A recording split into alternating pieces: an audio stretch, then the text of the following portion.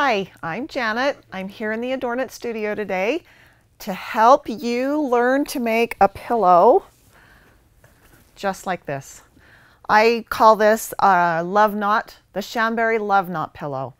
And I designed this. I got the inspiration for this pillow by a friend of mine who has a purse that has a design on the front that's in a knot like this, and I loved that purse, and I thought I can do that. I can make something cute out of that. And so I decided to use our Chamberry fabric and see what I could come up with, and I think it's turned out great. I love it when I have success with a project.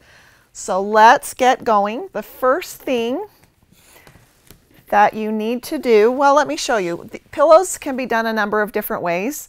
I like to use a pillow form when I'm making a pillow, and you make an envelope type of a back opening for your pillow, so the form can just be slid in and out. So I'll take the pillow form out of this pillow so you can see. And that way, if you can make a number of pillows and just switch them out for the seasons. And it's kind of fun. These can be purchased. I bought this one at Hobby Lobby. They have them at fabric stores. I've seen them at Walmart. There's all kinds of places, and they come in all different sizes, so you can make your pillow whatever size you'd like. This is a 16 by 16 pillow form, so that's what I will be describing today as we go along. So to make a 16 by 16 pillow, you're going to start by cutting a pillow front that is 17 by 17, because you need to have a 1/2 inch seam allowance all the way around. So here's my pillow front that I've cut a 17-inch square. And then for the envelope back, you'll need to cut 2 pieces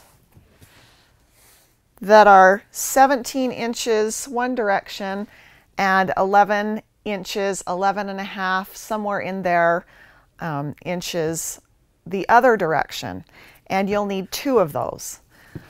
So let's set our pillow front, and on the pillow backs, for the center where it meets and overlaps in the center that you can see on this back, you're just going to want to hem one edge, one of the 17-inch edges of each of the back pieces. So to hem it, you'll just fold it under a 1/4 inch, just a little bit, and then press it, and then fold it maybe an inch, inch and a quarter, however much of a hem you want to have, and press again, and then stitch along that first folded edge, and then you have 2 pieces that are hemmed on one edge, just like that. And so to create the back, you'll lay these pieces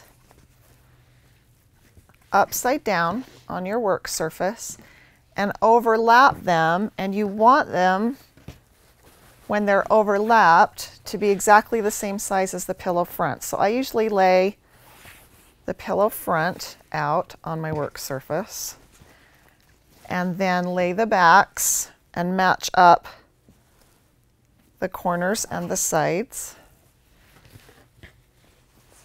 and then overlap the other one and match the corners and the sides.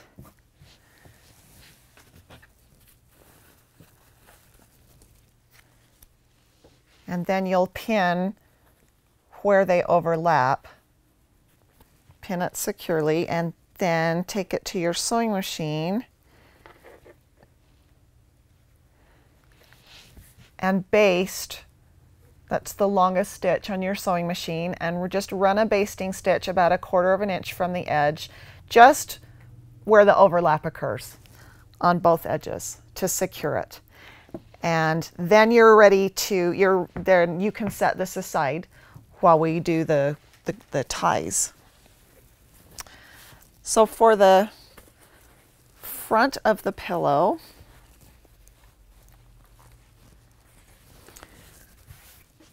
you'll create 2 ties.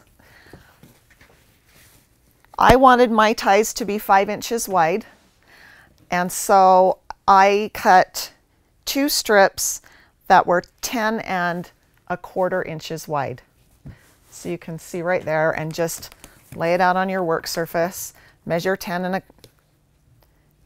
half, not 10¼ measure 10½ inches, and then cut your strip the whole width of the fabric. You'll have extra length, but you'll see in a minute why I like to have that extra length. It gives you plenty of wiggle room when you're tying the knot.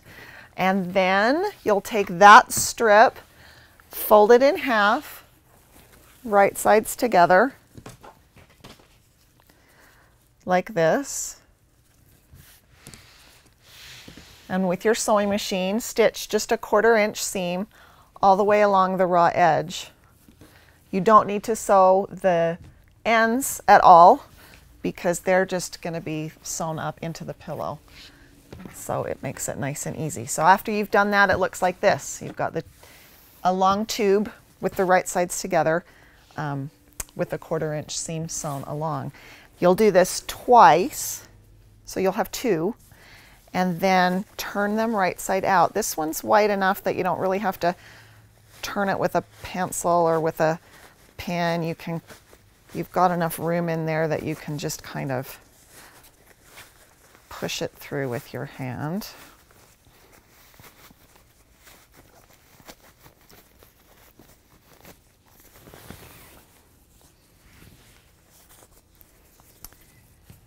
And then you'll take it to your ironing board and press it nice and flat.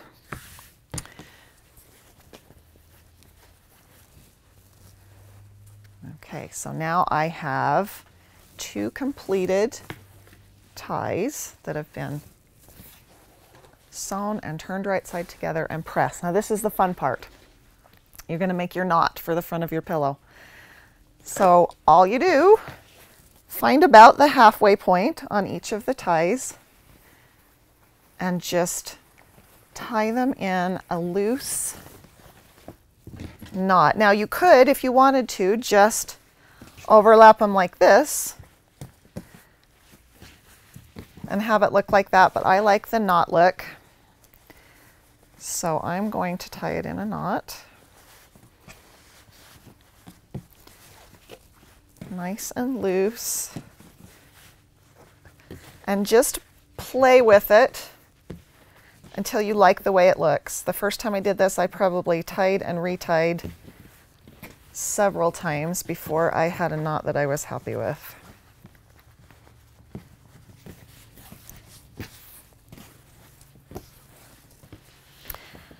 Okay, I think I'm happy with that knot. And then you'll want to lay the ties out so that they extend out to each corner and kind of mess with them a little bit to flatten them out. About like this.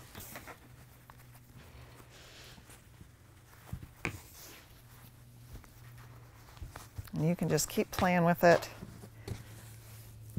until you're happy. Now, take your front piece that you had set aside, lay it on your work surface right side up, and if it helps, if you don't love to eyeball things, you can mark the center of that square by folding it in half both ways and putting a little pin. Let's see.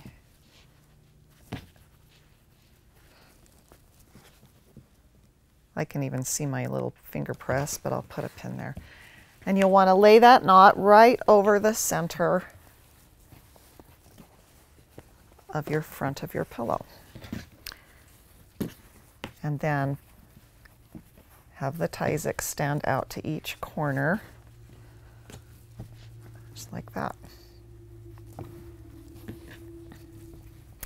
And once you're happy with how it looks and where it's placed, make sure that everything is laying nice and flat. So the ties are nice and flat, the front is flat, and then you'll want to have, then you're going to pin the tie down to the corner to each corner of the pillow.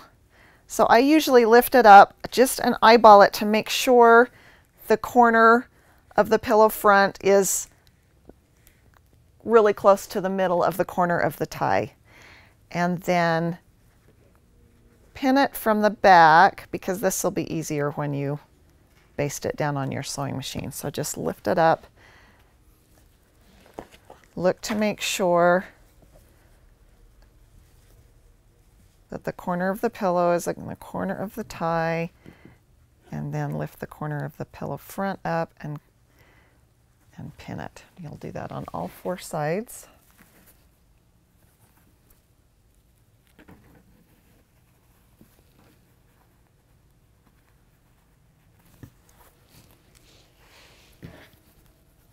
And you don't have to be super exact. That's what's fun about this pillow. Just make sure it looks like it's about in the middle. Okay, when you get to this point, you'll take it to your sewing machine,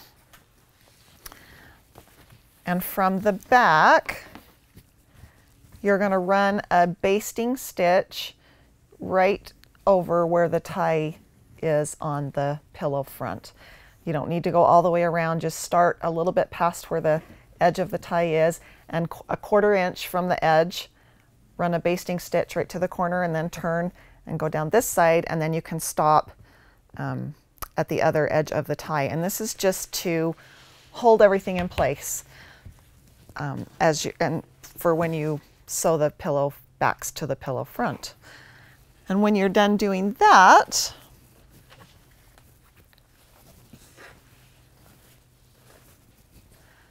this is what it will look like from the back. So now you can see I've got my ties basted to my pillow front. You can see the basting stitch line on all 4 corners.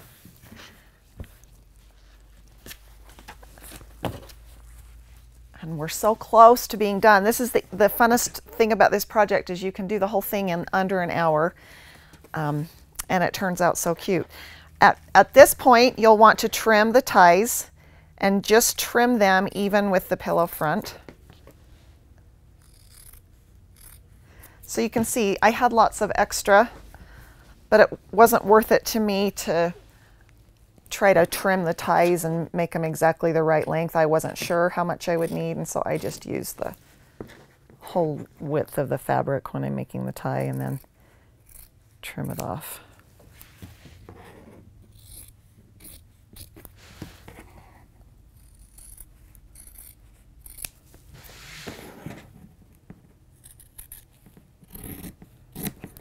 Okay. If somebody figures out something fun to do with these, how fun would these little flags be? Okay, send us an email and let us know if you figured out something fun to do with your excess. All right, now we'll take our pillow backs.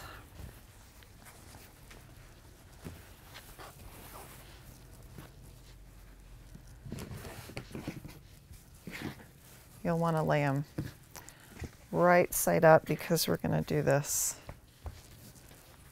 right sides together. Lay the backs out, lay the pillow front out, and pin it and match all the corners so they're just exactly matched. If you've cut and sewed everything and measured carefully, everything should match up. So you'll match all the corners, and then give yourself a couple of pins down the side, because it's bulky where the knot is, so you'll want to pin good. And then just take it back to your sewing machine and sew all the way around. And you don't need to leave a space for turning, because the envelope back will give you the space to turn. So that's kind of the fun thing about this. You don't have to stuff it, and you don't have to mess with leaving a space for turning and then sewing it shut later. So you'll sew it all together, and then turn it right side out. Let me turn this one inside out so you can see what that looks like. Once you've sewn the backs to the front. It's going to look like this. There's your envelope back.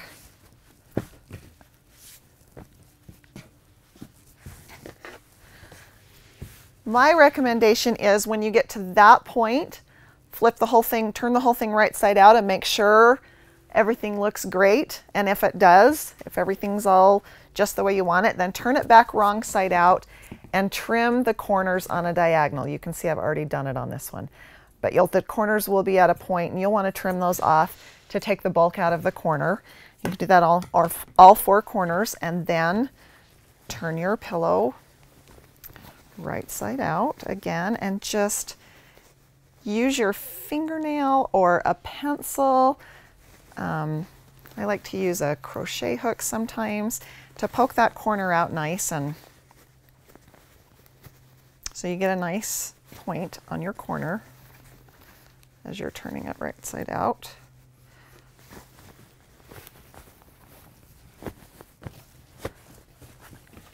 And then you can slide your pillow form in.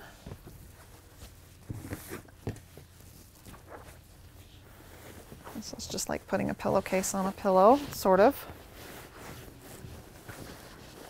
And push the corners into the corners of the envelope.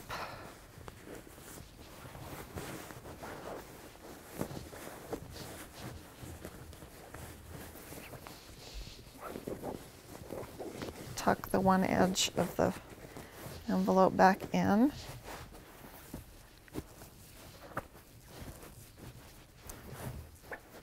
And there you have it. I've made a couple of these. We have another one right here, so you can see how cute they are with the different colors. Our Chamberry fabrics are so cute. They go with so many things. There's a lot of different colors in them, and you can find something to match anything in your house. So have fun. Hope you enjoyed this video. You can find it on our ADORNit YouTube channel, and thanks for watching.